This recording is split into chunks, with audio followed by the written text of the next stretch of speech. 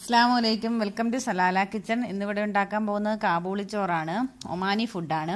അതിന് ഞാൻ എടുത്തിട്ടുള്ള 1/2 കിലോ ബിരിയാണി റൈസ്, പിന്നെ garam masala powder, 1 table spoon മല്ലിപ്പൊടി, ഇഞ്ചി വെളുത്തുള്ളി പച്ചമുളക് ചതച്ചത് 1 ടീസ്പൂൺ,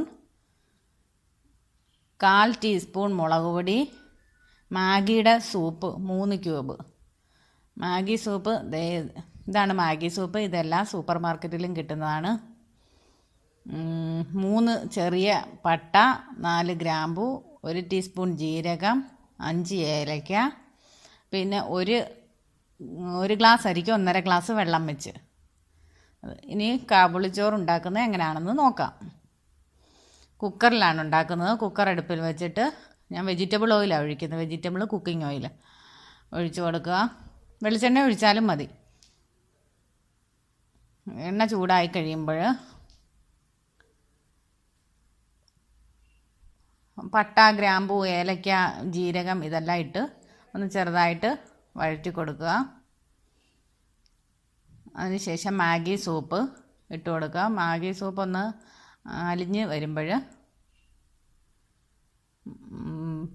ഇഞ്ചി വെളുത്തുള്ളി ചതച്ചതും പച്ചമുളകും കൂടെ ചതച്ചത്, പിന്നെ മല്ലിപ്പൊടി, മുളക് പൊടി, മഞ്ഞൾപ്പൊടി ഇതെല്ലാം ഇട്ട് കൊടുക്കുക. മഞ്ഞൾപ്പൊടി ഇല്ല, എല്ലാം കൂടി ഇട്ട് വെള്ളം ഒഴിച്ചു കൊടുക്കുക. ആവശ്യത്തിന് വെള്ളം ഒഴിച്ചു കൊടുക്കുക. വെള്ളം തിളച്ച് വരുമ്പോൾ അരി ഇട്ട് കൊടുക്കുക. അരി വെച്ച് ഹൈ ഫ്ലെയിമിൽ ഞാൻ 3 വിസിലടുപ്പിച്ചിട്ടുണ്ട്. 3 വിസിലടിച്ച് കഴിയുമ്പോഴത്തേനും ചോറ് നന്നായിട്ട് വേവും. അതിൻ്റെ ഫ്ലെയിം ഓഫ് ചെയ്ത് അതിൻ്റെ വിസിലെല്ലാം പോയി കഴിയുമ്പോൾ നമുക്ക് കുക്കർ തുറന്ന് നോക്കാം. കുക്കർ തുറന്ന് നോക്കുമ്പോൾ ചോറ് നന്നായിട്ട് വെന്തിരിക്കും. ഇത് വളരെ ടേസ്റ്റി ആയിട്ടുള്ള ഒരു ഫുഡാണ്. ഇതെല്ലാവരും ട്രൈ ചെയ്ത് നോക്കണം. ഇഷ്ടപ്പെടുകയാണെങ്കിൽ ലൈക്ക് ചെയ്യണം, ഷെയർ ചെയ്യണം, സബ്സ്ക്രൈബ് ചെയ്യണം.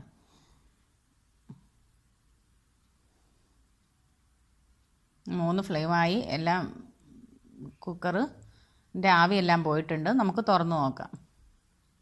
കാബൂളി ചോറ് റെഡി ആയിട്ടുണ്ട്. ഇനി ഇതൊരു പാത്രത്തിലേക്ക് വാങ്ങാം.